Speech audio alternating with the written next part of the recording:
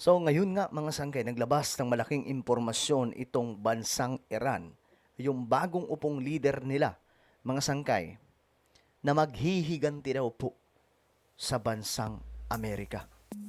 Ang tanong, papaano nila gagawin yun? Lulusubin ba nila ang US? Pag-usapan po natin yan. Bago tayo magpatuloy, sa mga hindi pa po dyan nakakapag-subscribe sa Sangkay World Talks, itong ating YouTube channel, makikita nyo po yung subscribe button sa baba ng video na to. I-click nyo lamang po yung subscribe, i-click ang bell at i-click nyo po yung all. Sa mga nanonood po sa Facebook, syempre i-follow nyo po yung ating Facebook page. Okay.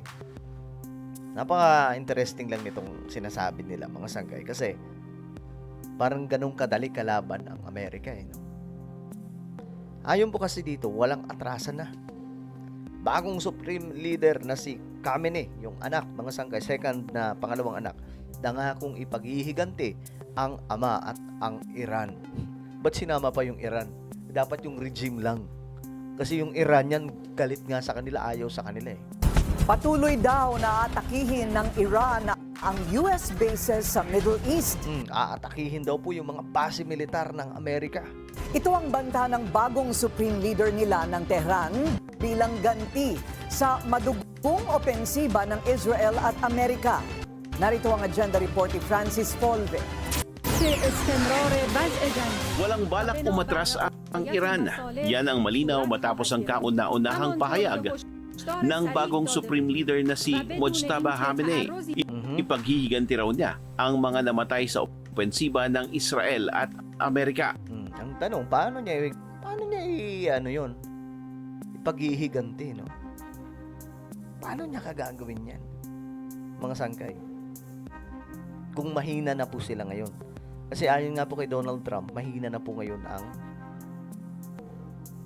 Iran. Dahil nga po yung kanilang mga bases na militar winasak na. So paano nila gagawin yung paghihiganti laban po sa Amerika at Israel? Alam nyo, konting panahon na lang mga sangkay yung hinihintay, baka makapag-take over ang Amerika sa Iran. Dahil talagang pinilayan po talaga nilang ng gusto. Kabilang ang kanyang ama at dating supreme leader na si Ali Khamenei. Pinalaan din ni Mojtaba ang ilang Gulf nations na isara na ang US bases sa kanilang teritoryo dahil patuloy itong aatakihin ng Tehran. Ang Strait of Hormuz kung saan dumaraan ang 1/5 o 20% ng langis ng mundo, mananatili rin daw sarado. Nako, ayan na. Yan ang problema. Kasi yung daraanan mga sangkay na mga ini-import o ini-export pala na mga oil mula po sa ibang bansa. Halimbawa, kasi tayo nag-ano lang tayo mga sangkay, di ba?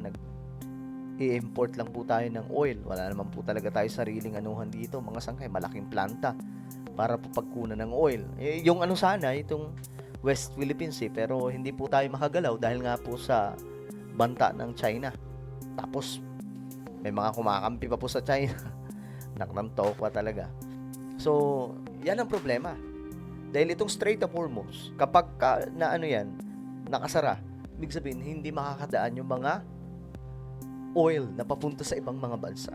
So, kapag nangyari yan, tataas yung presyo ng oil sa merkado, mga sangkay, at yung mga bilihin, lalo rin pong tataas.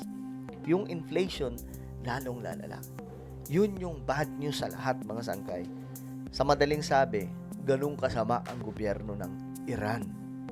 No?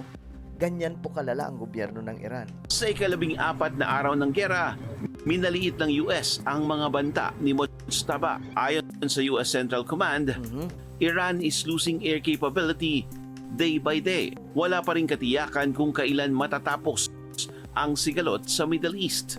Kaya naman may babala ang United Nations.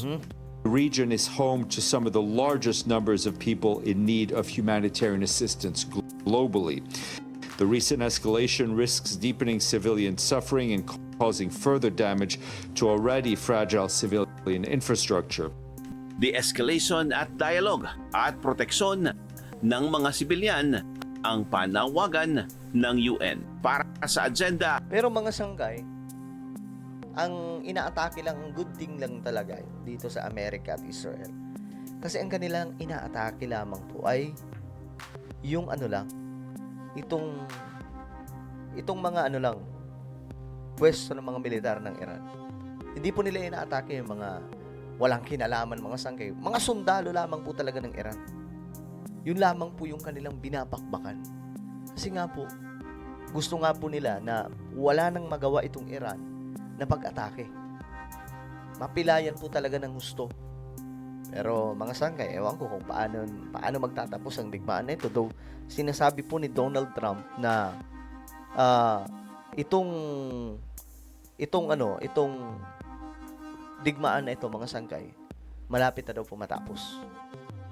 Kasi wala na daw po talagang laban itong Iran.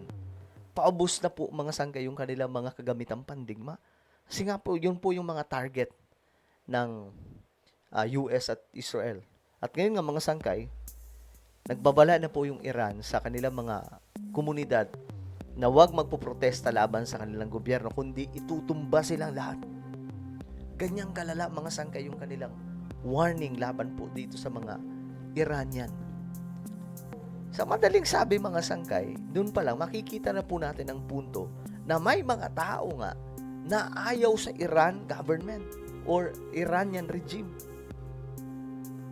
Kasi nagbabala na po sila eh. Kung walang ganun, mga sangkay, kung hindi nag-aaklas sa mga tao doon, hindi nila pipigilin yun, mga sangkay. Pero dahil nakikita nila na marami nga pong mga Iranian ang ayaw na pong sumuporta sa kanilang gobyerno, that is why, mga sangkay, tinatakot po nila ngayon yung maraming mga taga-Iran. Kung napanood nyo lang, mga sangkay, yung sa Jessica Soho, dami nyo matutunan doon, mga sangkay, kasi marami po mga Iranian na nandito na po sa ating bansa. Dito na po sila nanirahan kasi ayaw nga po nila doon sa Iran kasi sobrang delikado ng kanilang situation doon. So, sabi nila, mga sangkay, na sobrang higpit daw talaga ng kanilang bansa. Pero mo, bata ka pa. Pupunuin ka na ng propaganda. Ipapakilala sa iyo yung Amerika at Israel bilang mga kalaban. Ganun po pinapamulat nitong Islamic Republic ng Iran, mga sangkay, na kalaban talaga ang Amerika. Ganun po nila ipamukha, mga sangkay. Pambihira. Well, ewan ko saan hahantong itong digmaan na ito, mga sangkay.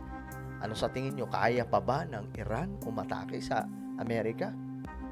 Comment down below. So ayun, mga sangkay, ako na po ay magpapaalam. Huwag kakalimutan na i-subscribe yung ating YouTube channel. God bless everyone.